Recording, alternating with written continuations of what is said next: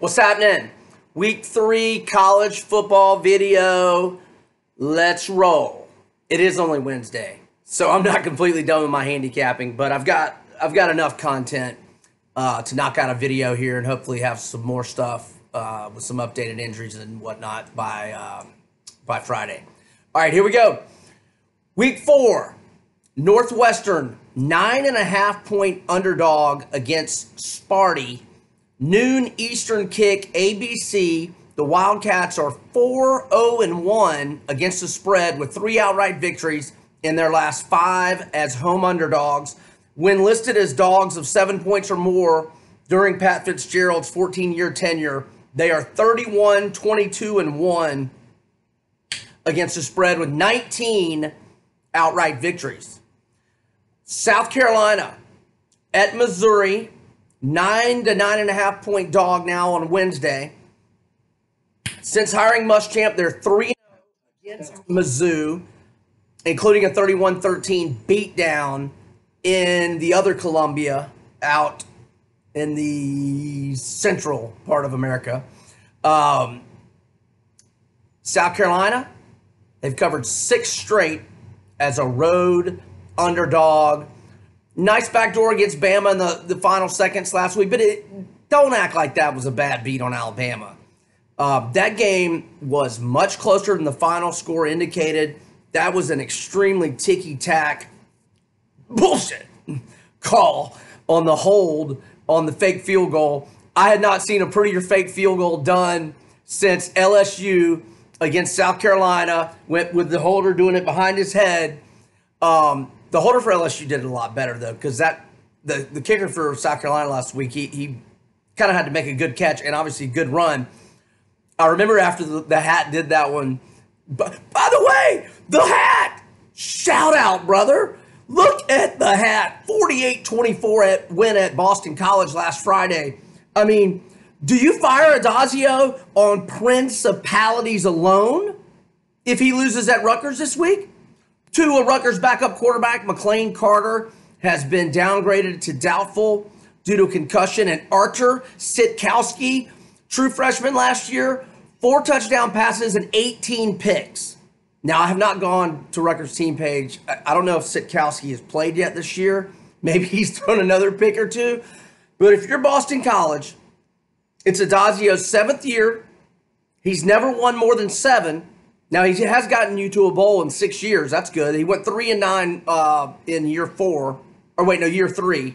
He's won 7, exactly 7, pretty much every year. And he gets doubled up by the Rock Chalk Jayhawks in the hat. You get doubled up at home as a 20-point favorite. How does that? And then you lose at Rutgers? I think you just got to fire him right on the spot. I mean, don't let him get on the airplane, right? I'm not being ruthless. The dude's made millions, and I don't like the guy because he's an Oscar Mayer wiener dude. And I don't like, oh gosh, there's some horrible article about Mayer. Don't read it. Never mind. I'm getting sidetracked. So Les, when he did that fake punting at South Carolina, Spurrier was on the sidelines going, He gave a point over to Les. I see you, buddy.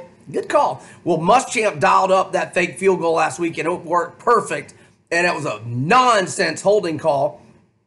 Then, last possession of the first half, whatever happened on second and goal, or no, that was first and goal when Dowdle almost got in, and they didn't review it. Second and goal, they got stuffed. Third and goal, or threw an incomplete. Third and goal, they fumbled it. Fourth and goal. But I like how dude, that game last week is Muschamp's head coaching career encapsulated in the 60 minutes of football. The guy can coach, man. He just can't catch a freaking break. He cannot catch a break. But Helinski is legit. He's the real deal. And they're going to cover for the 7th time in a row as a road underdog. And if you can get plus 300, let me look that up right now. I hate doing this when I'm live, but I'm going to look up the money line on South Carolina because I think they're going to win this game. Missouri has played nobody, and they have lost to Wyoming.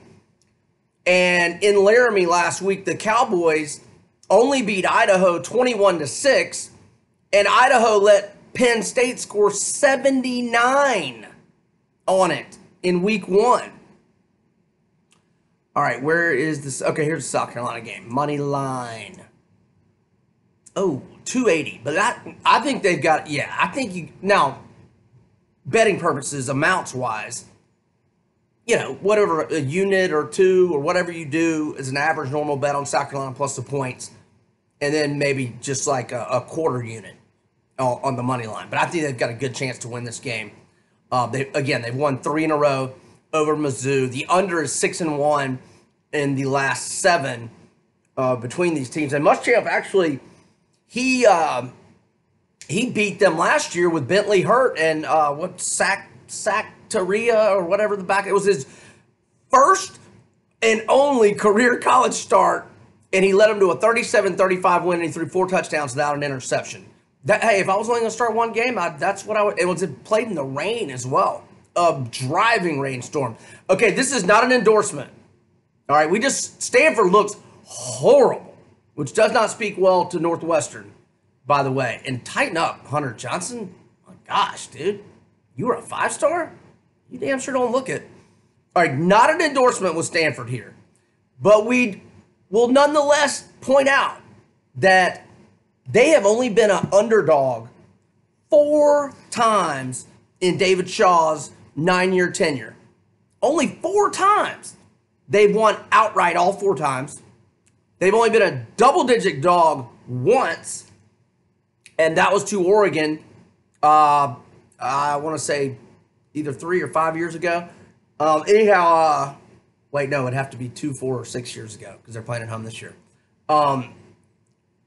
They were either 10.5, 11 to Oregon, whatever year that was, and they won outright. So Stanford, 10.5-point home dog to Oregon.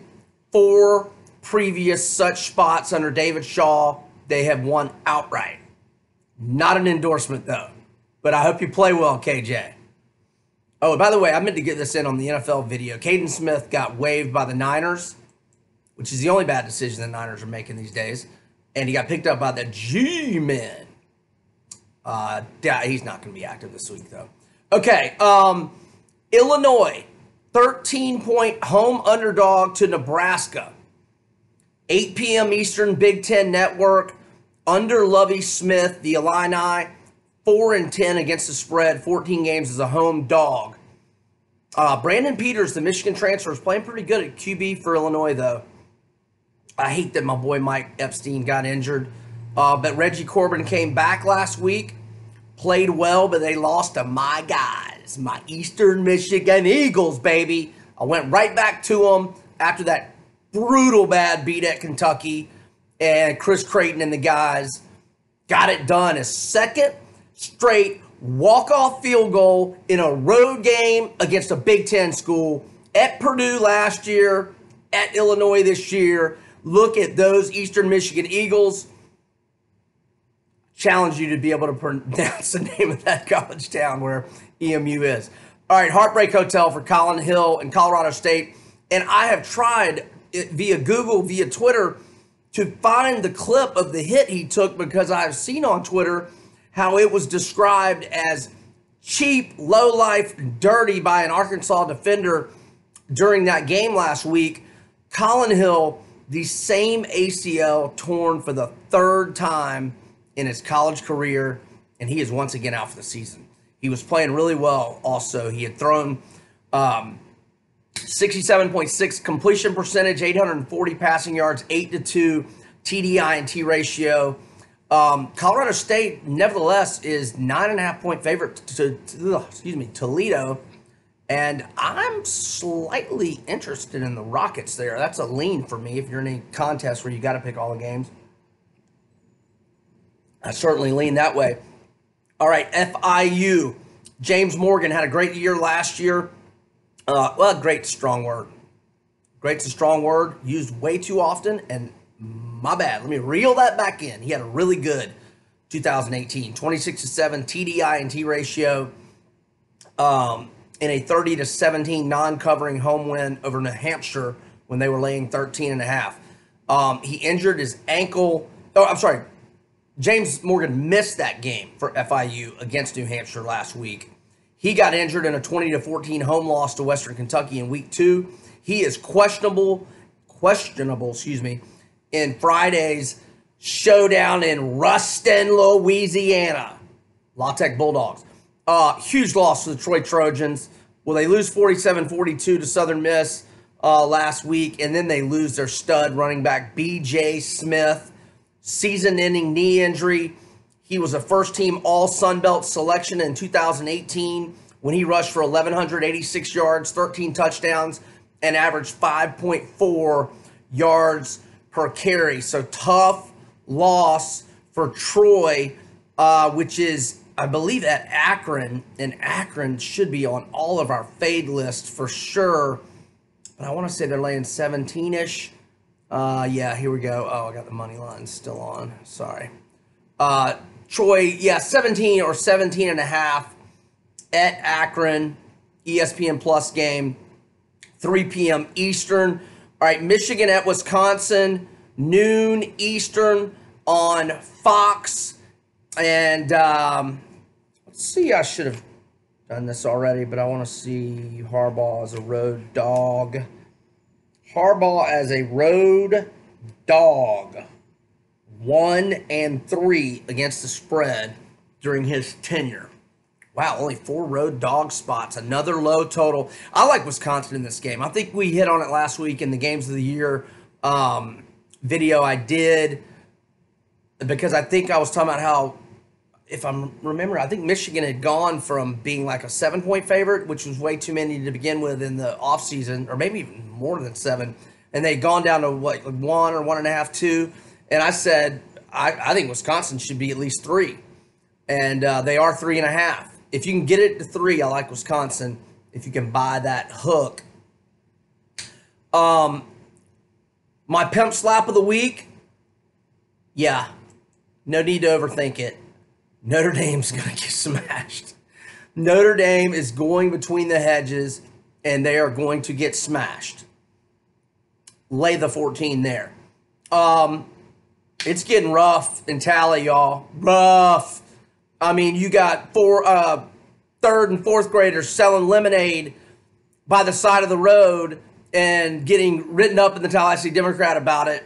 They're trying to raise funds for Willie Taggart's $18 million buyout after this season. You got to pay him more if you want to fire him during the season. I cannot wait to see the empty seats at Zook Field this weekend, a.k.a. Doak Campbell Stadium, a.k.a. the Toilet Bowl. Louisville is plus 6.5. Now, Jawan Pass is a question mark. Does it matter? Malik Cunningham wasn't very good last year, but he got some experience. Scott Satterfield, I mean, do you think we got a head coaching advantage here? Scott Satterfield is such a great head coach. Oh, and I remember I went and looked up how he was a road underdog at App State early. Oh, I was up before sunrise this morning. I thought I wrote it down here in my notebook. It's probably at my desk. Anyhow, you know what? It wasn't that impressive. That's why or no, it's probably written down on my desk, but anyhow. Okay, Baylor at Rice. That number is 26.5. Charlie Brewer has been upgraded to probable. Rice quarterback Wiley Green is still questionable from that head injury that he sustained. Was that in week? No, I think it was against Army in the opener, if I'm remembering correctly. So there you go. My Gators. I don't know how my Gators and Falcons won this past weekend, but they both did. And what a bad beat if you had the under. And if you got Kentucky early in the week at 7.5 or had it at 8 and was a push. Now that number shot up to 9.5 on game day.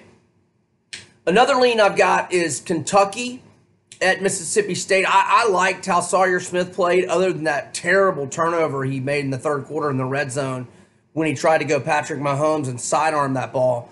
Other than that, I thought he played pretty well. It was a miscommunication. The last interception that set up Florida's game-winning score, first off, it was almost like a decent punt. And second off, it was a miscommunication with him and the receiver. I don't know who was on the wrong page. Both of them, one or the other, I don't know. Did he have 3 interceptions last week? Sean Davis had 2. Oh, and Elam had 1. He did throw it. I'm forgetting when he threw the 3rd pick. But otherwise, I thought Sawyer Smith played well. And again, that one at the end, it was like a decent punt, and it was definite miscommunication with he and the receiver. And look, that's his first game starting at Kentucky. I mean, he just got there this summer. So Mississippi State, Tommy Stevens is a question mark. And I love going against quarterbacks making their first career start. And although I have read that Keaton Thompson will be available for Mississippi State, it looks like it's going to be that freshman Garrett Schrader. And I got to watch a little bit of that game. And I'm sure you all probably saw the highlight of he just put it all on the line. That's effort that I love, man. That is effort I love. If you haven't seen that highlight from last week, it was 4th down. Mississippi State's trailing by 7. It's 4th and 16. He's got nobody open. He's scrambling, and he decides to run for the first down. Like, he's got 3 guys coming right at him, so he's like 5 or 6 yards short of the marker. He just decides he's going to elevate as high as he can. And you remember when Elway got hit against the Packers in the Super Bowl? I believe it was 98. He laid out, and he got hit. It was kind of like a helicopter spin before he landed. It was similar for Schrader, and he came up short. But I liked watching him play. He made a couple of freshman mistakes, however, but his talent looks good. But I can see him making some freshman mistakes. And look, Kentucky's clearly got a very good offensive line. I mean, we knew that coming in. I talked about it over the summer, that they had a solid O-line and D-line, that they were going to be good in the trenches. And that's where football games are won. And so that's why I thought Kentucky might, be decent. I didn't have, what did I predict them to go? I think 7-5 here. I had them 6-4 with 2 swing games. Yeah, so basically 7-5.